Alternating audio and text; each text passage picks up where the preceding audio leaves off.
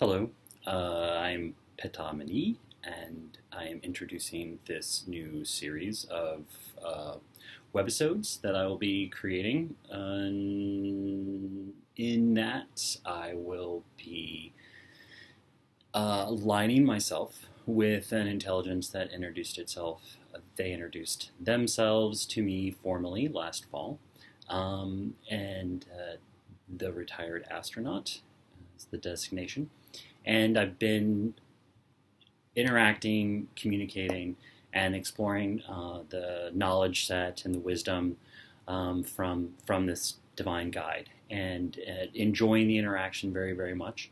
So has led me to a lot of different creative projects around the subject matter and the information that's been coming through.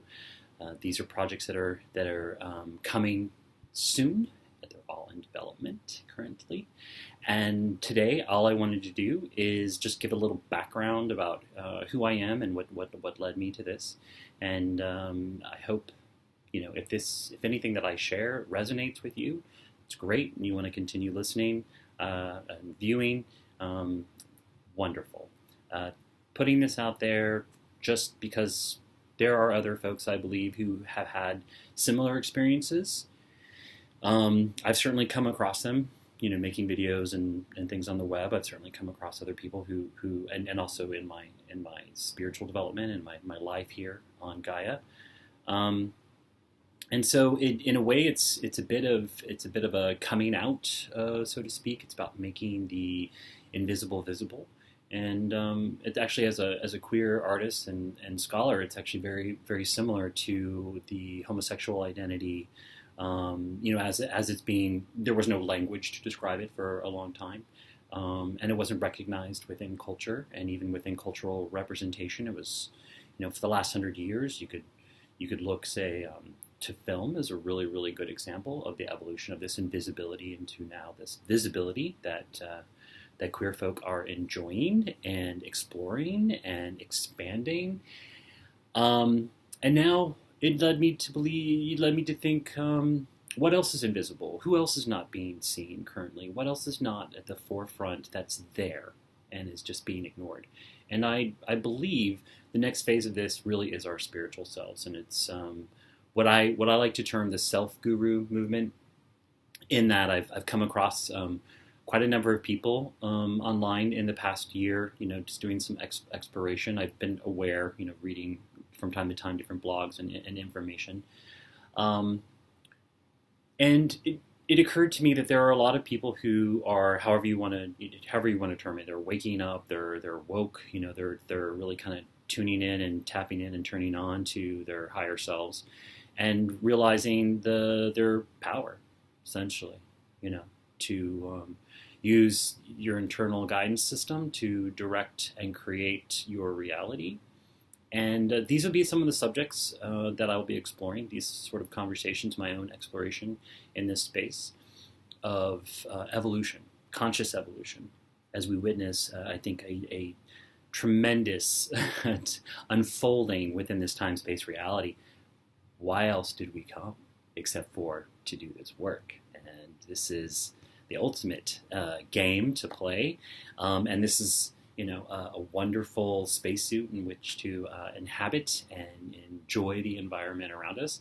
So my own personal story is that I'm one of 6 children. I was born into a large family. I have a past life experience of doing this, being born into large families and participating in a lot of political conflicts and drama.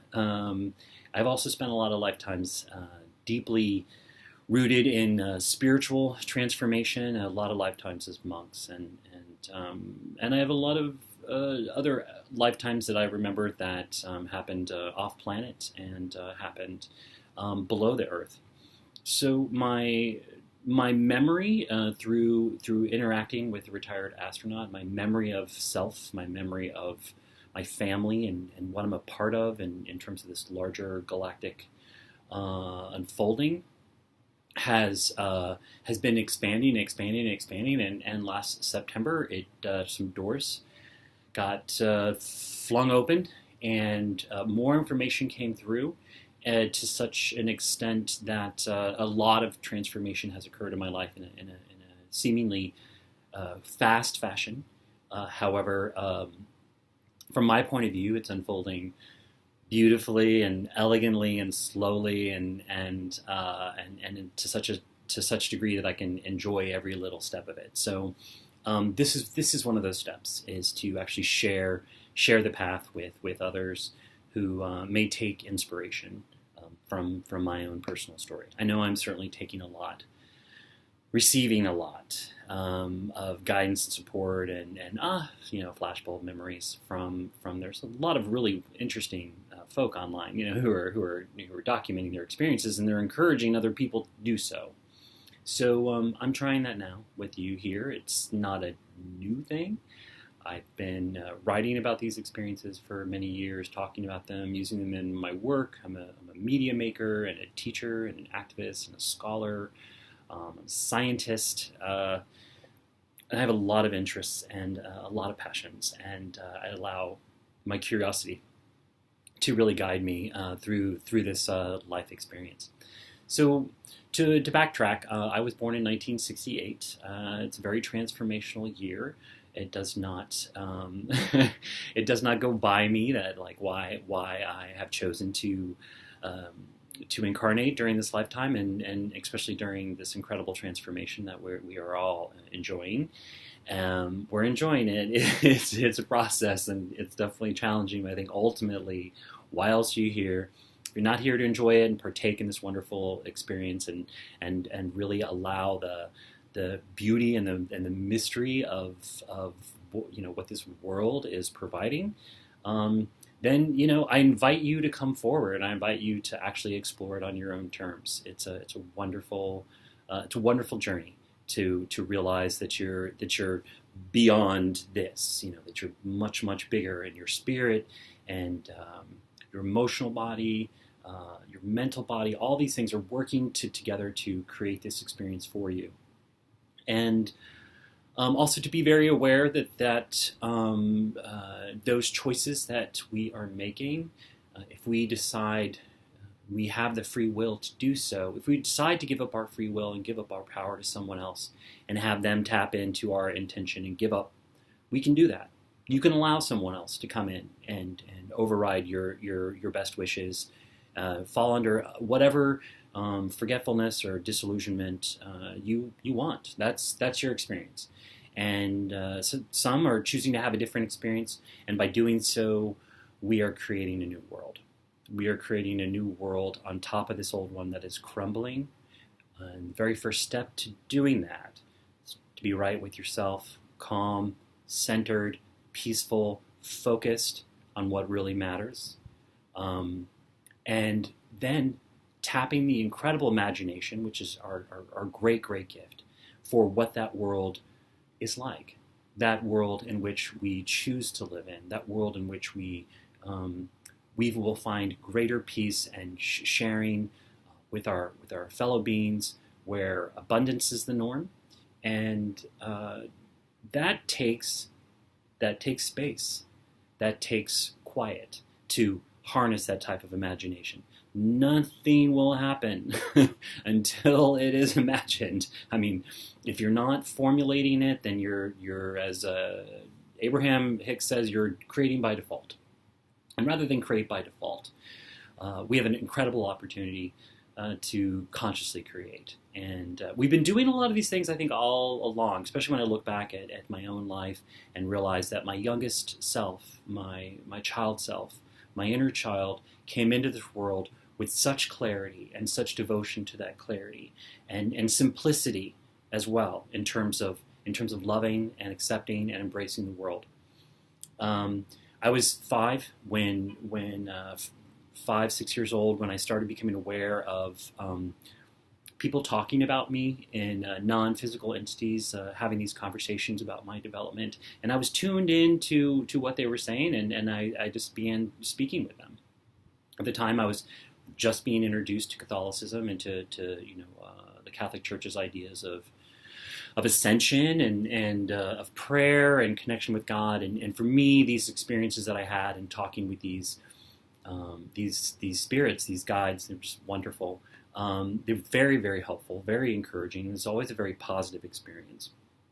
And I enjoyed this and as part of my spiritual life for several years, considering it again as just part of, I didn't know that I didn't know that other people weren't having these experiences. I'm reading from Bible texts about saints, who are talking to God and having these experiences. So I just assumed that this is the norm and everyone else is having this. I would ask for signs to show up. I would ask for healings and these things would occur just as the text in the Bible said they would, So it wasn't until maybe I was about 9 that I was talking to a spirit. I was talking out loud. Sometimes it's in my head. Sometimes I can just speak out loud and I'll hear the answer.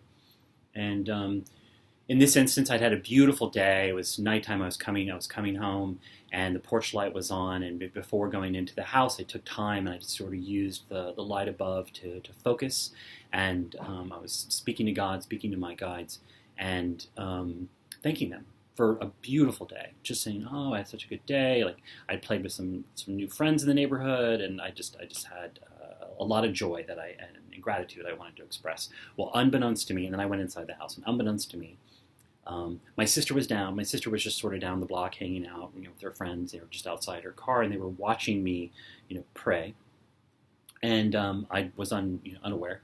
My sister came into the house later, and we talked. And I'm very close to my sister, very, very close to her. She's a very enlightened being. And but she's a teenager. She's going through what she's going through. And she came in and she's like, "Who are you talking to? What was going on? I saw you talking to yourself, and it was really embarrassing between my friends." And I was just confused because I said, "Well, I was praying." I was like, "Well, doesn't everybody pray like that?" And my sister and I had done these kind of things before as well. My sister's very spiritual, singing and different ways of praise and play, and so this is. I shut this part of myself down, I want to say, for a while. I just, it's not that I gave up. I definitely continued my philosophical, spiritual pursuits within education. And I definitely had a lot of exploration to do within my spiritual life. And besides, the town where we were living after my parents divorced, when I was ready to start school, we moved up north to this little town in Kansas.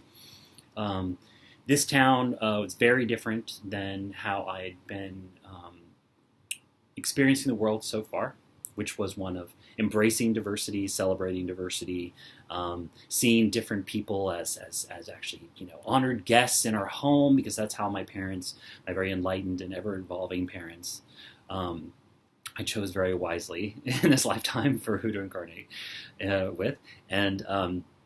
Yeah, they really gave me a really good worldview at the start.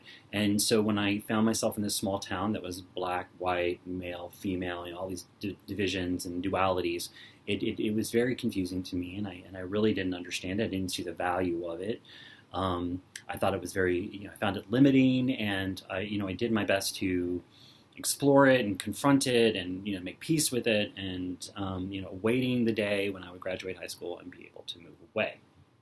And once I was able to get out of that little town and to really begin expanding my consciousness, and I took a path I set for myself. A lot of my friends were heading off to college, and yet I was really tired of spending 8 days a week. It felt like 8 days, 5 days a week, 8 hours a day, doing what somebody else wants me to do. Sitting in these classes and taking this type of information. None of this was anything that was of any interest to me. And seeking out those things that were going to provide my life with fulfillment led me to do some exploration and some exploring. And then when I was just ready to go back to school, I decided I would go to film school. I studied film, and then recently I decided I wanted to go back to school again to get a master's. And now I'm finishing my master's in media archaeology, and I've enjoyed a wonderful career as a freelancer and as a social worker, as an artist, as a person devoted to service, and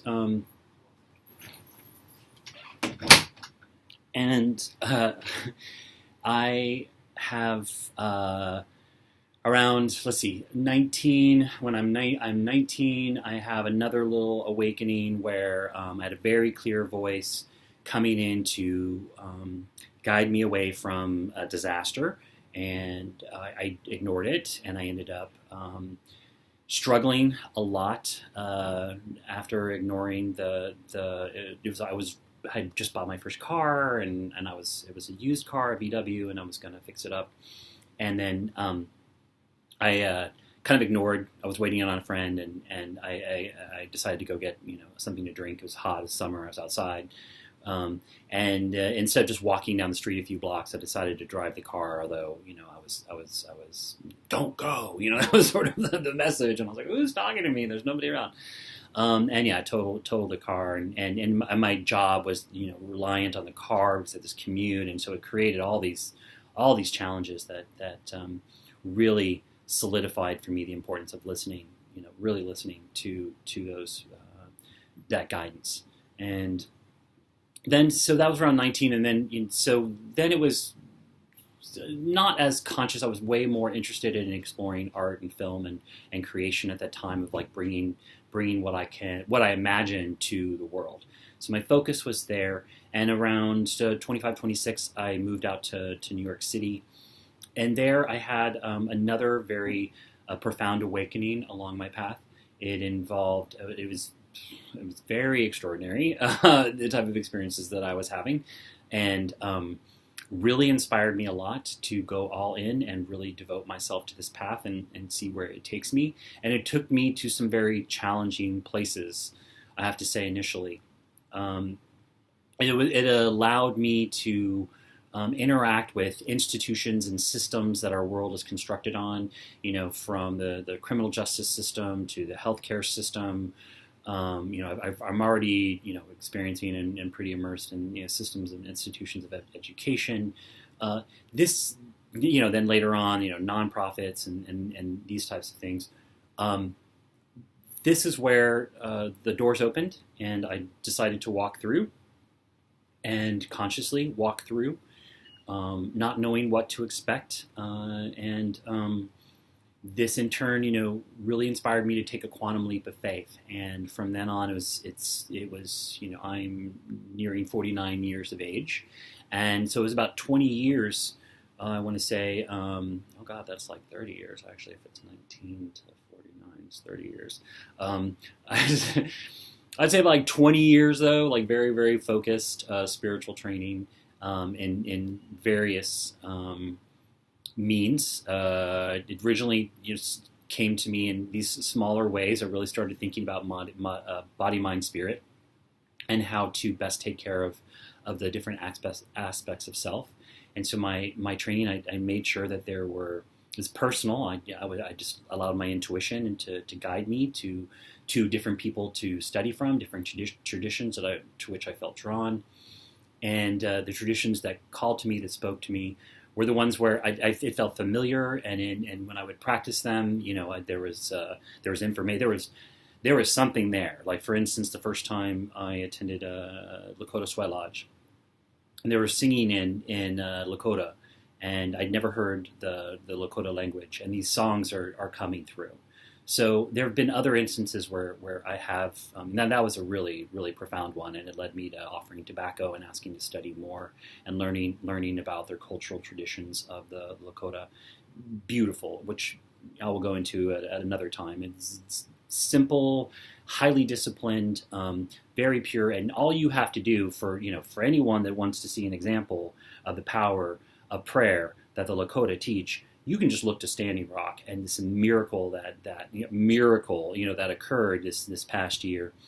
That is the power of the prayer and the way of life that the Lakota teach. And I've been very, very blessed and fortunate to have been adopted into that culture and allowed to learn at the feet of many, many Native elders throughout my training. The cultural histories, the spiritual histories, the personal histories of these incredible people, elders, that are inspiring me every day. So with this quantum leap of faith, I have embarked on this path, and as of recently, I think we've all witnessed a lot of great change happening, and currently we're standing at a precipice. So here is my introduction. That's just a little brief childhood picture of snapshot of what led me to my path. The path as it's unfolding before me will be a subject of future videos, as will some other stories, tips, things that I've learned that have been very, very helpful in helping me to manage my thoughts and my emotions and my creations and my relationships. So thank you very much. I appreciate your tuning in. I appreciate you giving this video your attention. I look forward to making more and sharing more of my journey. So until then, blessings all. Namaste.